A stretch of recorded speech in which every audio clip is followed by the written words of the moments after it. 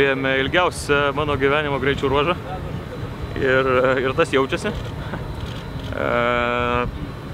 Iš tiesų, greičių ruožas buvo reikalaujantis maksimalios koncentracijos ir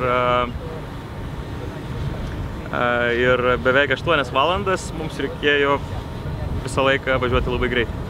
Mes turėjom kelis kartus stojome dėl transmisijos, galvojom, kad kažkas atsitiko su reduktorium, bet panašu, kad tie garsai dingo, tai buvo truputėlį išgrąsdinę ir tai buvo atsitikę gal per pirmą 100 km. Ir kai žinai, kad tavęs laukia dar 500 km greičių ruožų, tai truputį tampa neramu.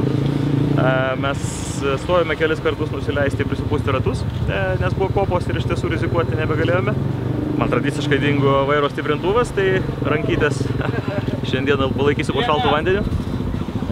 Ir atsivežėm akmenį. Toliau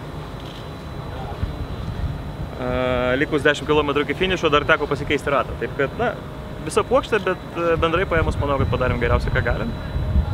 Ir diena tikrai buvo pakankamai sudėtinga. Man netgi buvo kilusi viena mintis, kad yra tokia samprata pakelių ar erelius. Reikėtų jam duoti nors vieną dieną Dakare pravažiuoti. Manau, kad dingtų noras lakstyti, oi dingtų.